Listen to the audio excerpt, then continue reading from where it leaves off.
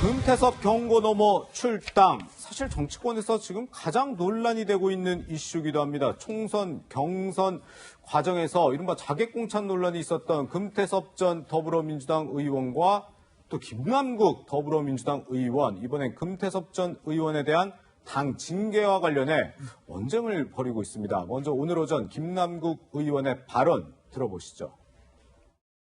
충분하게 토론해서 협의해서 당론이 결정됐다라고 한다면 저는 거기에 따르는 게 맞다라고 봅니다. 알겠습니다. 그러나 이제 충돌해가지고 만약 계속 그런 충돌하는 일이 잦게 발생한다고 보면 그것은 개인의 어떤 소신과 정당이 맞지 않는 것이기 때문에 그런 분들이 있다라고 하면 사실 어떻게 보면 무소속으로 활동하는 게 맞지 않나라는 생각도 듭니다.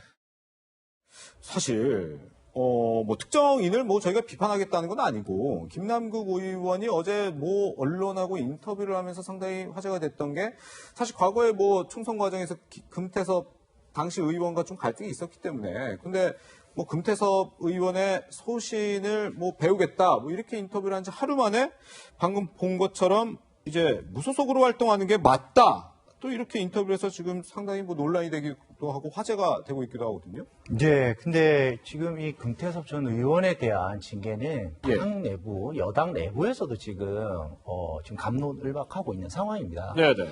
김혜영 최고위원도 이 부분에 대해서 헌법과 충돌할 수 있다. 예. 그리고 이게 국회법하고도 충돌할 수 있다고 분명히 이야기를 하고 있고요. 네네. 금태섭 의원 본인도 이에 대해서 상당 정도 지금 반론을 제기하고 있는 상태입니다. 예. 그렇기 때문에 어떻게 보면 김남국 지금 의원이 네. 금태섭 전 의원하고의 어떻게 보면 좀 공천 과정에서의 약간의 어떤 좀 대결 구도가 있지 않습니까? 예.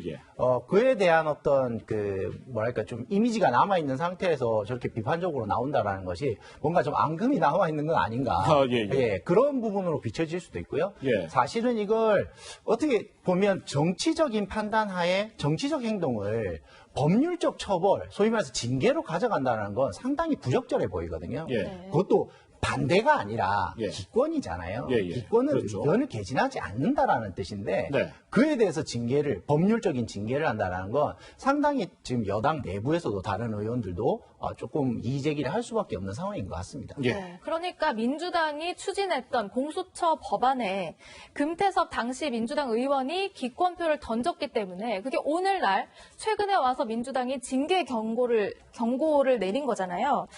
금 전 의원이 여기에 대해서 재심 청구를 했는데 또 어떤 이유 때문에 어떤 이유를 들면서 좀 했는지 설명 좀 부탁드릴게요. 재심 청구 사유를 좀 말씀드리기 전에 네. 좀 두 가지 부분을 좀 말씀을 드리고 싶습니다. 예. 네.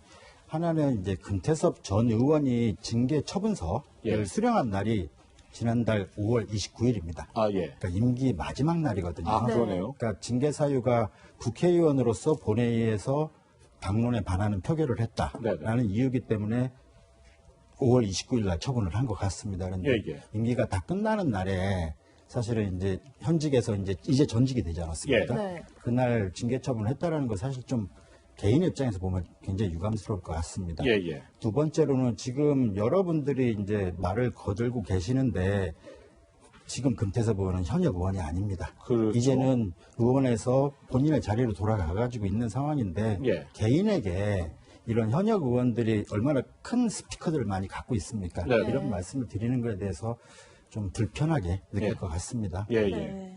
일단 어쨌든 지금 재심 청구를 한 거니까 네, 맞습니다.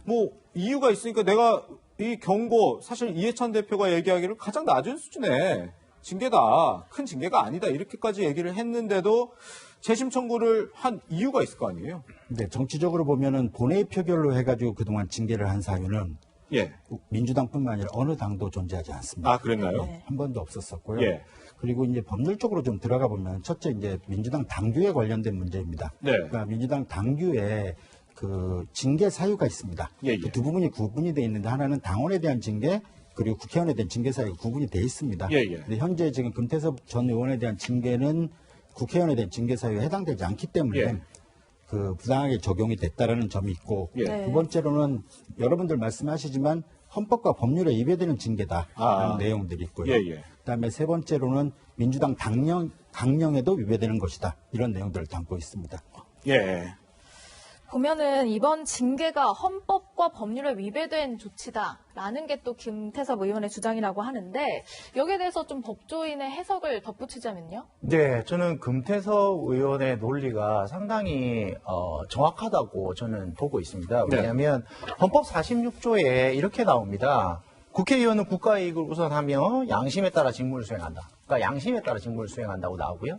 그 하위법이 이제 국회법 제 114조에서도 국민의 대표자로서 소속 정당의 의사에 기속되지 아니하고 양심에 따라 투표한다고 되어 있습니다. 네. 그리고 국회의원은 1인이 국가기관이에요. 그리고 당내 민주주의를 실현하기 위해서는 소신 있는 이제 의원들이 당내에서 뭐 그게 쓴소리가 됐든 반대 의견이 됐든 다양하게 개진할 수 있는 그런 환경이 조성이 돼야 됩니다.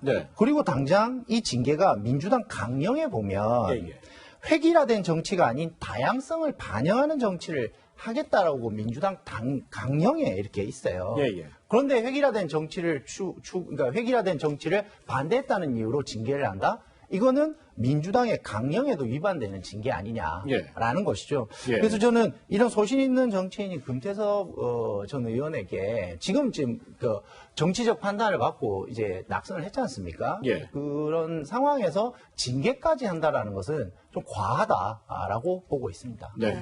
지금 이렇게 지금 금태섭 전 의원 징계에 대해서 반발을 하고 재심 청구까지 한 상황에서 보니까 뭐 예를 들어서 당내 논란 벌어진 거에 대한 이 지도부의 함구령 이런 부분에 대해서도 좀 쓴소리를 했더라고요. 네, 맞습니다. 먼저 하나 말씀드리고 싶은 게 재심 청구가 반발이라고 해석하는 거에 대해서 사실은 그 부분은 좀 짚고 넘어가야 될 것 같습니다.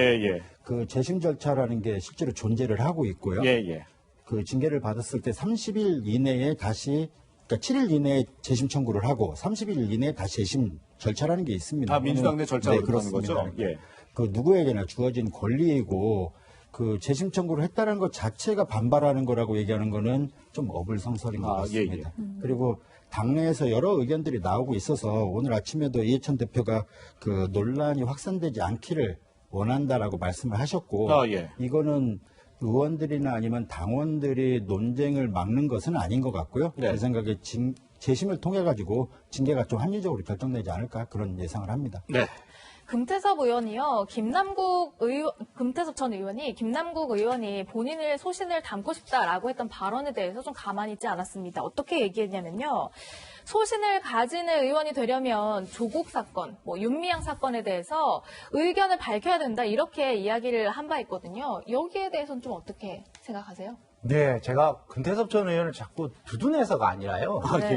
맞는 말 아닙니까? 어쨌든 소신 있는 정치인이 되려면 우리 사회에서 논쟁이 되고 있는 이슈에 대해서 당연히 용기 있게 자신의 생각을 밝히고 이에 대해서 평가를 받는 게 맞거든요. 그리고 국민들이 가장 지금 관심 있게 보고 있는 사안들에 대해서 당이 아무 말을 안 하고 있어요. 그러면 이게 맞는 행동은 아니거든요. 정당이든 여당이고 거대 여당 입장에서. 그렇다면 그 김남국 의원이 정말 소신 있는 정치인이라면 당연히 이에 대해서 당을 비판하든 그에 대해서 자신이 입을 열든 의견을 표명하고 그에 대해서 평가를 받으라는 거예요. 가장 원론적이고 원칙적인 이야기를 한 겁니다. 그런데 뭐 김남국 의원의 얘기대로 이제 정당에 소속이 돼 있는 거잖아요. 무소속이 아니고. 그렇다면 좀 어느 정도 정당의 당론에 따를 필요도 있고 자신만이 옳다 이런 거는 조금 문제가 있다 이런 문제 제기는 할 수 있는 거 아닐까요? 그런 문제 제기는 충분히 할 수는 있죠. 근데 금태섭 의원이 그에 대해서 한 말이 또 있습니다. 내가 반대표를 던진 게 아니다. 나는 그리고 사전에 다 조율했다. 이게 인사처리로 잘 통과될 것 같으면 나는 그냥 기권할 것이고 이게 통과되기가 상당히 어렵다면 그러면 내가 찬성표를 던질 것이다. 그리고 사전 조율을 다 끝마쳤단 말입니다. 그리고 그에 따른 당연히 행동을 한 것을 왜 그에 따라 이제 징계를 받아야 되느냐. 어떤 정치적인 비판이나 평가를 받는 것은 당연히 정치인으로서 해야 될 것이지만 이게 법적인 평가를 받는 것은 아니다라는 것이죠. 저도 금태섭 전 의원이 상당히 좀 불편해할 수밖에 없는 상황이다라고 생각이 듭니다. 근데 사실 금태섭 전 의원과 김남국 의원 같은 경우에는 지난 총선 때도 상당히 좀 뭐라 그럴까요? 해프닝이라고 해야 될까요? 그런 게 많지 않았습니까? 그렇습니다. 그러니까 그 당시에 이제 정봉주 전 의원 또 시작을 해가지고 강서갑에 그 출마를 해서 그 당시에 빨간 잠바라는 표현을 썼었죠. 그래서 정봉주 전 의원이 못 나오게 된 상황에서 김남국 변호사가 강서갑에 출마를 하겠다 그래서 그때 갈등을 빚었던 사건입니다. 그랬었군요. 네, 금태섭 의원, 김남국 의원을 향해서 뭐 윤미향 사태에 대해서는 입을 열어야 된다라고 이제 쓴소리를 내뱉었는데요. 그래서 윤미향 의원 얘기를 잠깐 해보려고 합니다. 오늘 출근을 또 하고는 있지만 의원실 안에서 두문불출하고 있거든요. 그러면서 또 SNS 활동은 굉장히 다시 열심히 하고 있어요. 어제는 뭐 지지자 편지까지 공개했다면서요. 네. 근데 지금 이런 모습들이 국민들한테 좋게 비춰지지가 않습니다. 왜냐하면 지금 현재 집단소송을 국민들이 준비를 하고 있어요. 무슨 말이냐면 내가 분명히 이 지원금, 그렇게, 기부금을 냈는데 그 기부금이 내가 낸 목적하에, 그러니까 신고된 목적하에 쓰여지지가 않아서 지금 이게 낸 사람들이 다 모여가지고 이걸 반환해달라고 다들 지금 집단소송을 준비하고 집단소송이 곧 지금 시작될 상황에서 그렇다면 그게 관련 지금 검찰에서 수사 결과가 나오고 그 수사 결과에 따라서는 당연히 반환을 다 해주거나 손해배상을 해줘야 되는 지금 그런 상황에서 네. 계속적으로 자기 방어만을 할 게 아니거든요. 그러면 그 화난 지금 소위 말해 뿔이 난 지금 국민들에게 어떤 이 화를 누그러뜨릴 수 있는 어떤 그런 이제 말씀을 해주시는 게 맞지 본인 옹호에만 계속적으로 이제 시간을 쓰는 것은 적절하지 않다고 보여집니다. 네, 윤미향 의원 어제 이해찬 대표와도 면담을 가졌다고 하는데요. 이 거취에 대해서는 조금 뭐 아직도 생각은 변하지 않은 것 같습니다.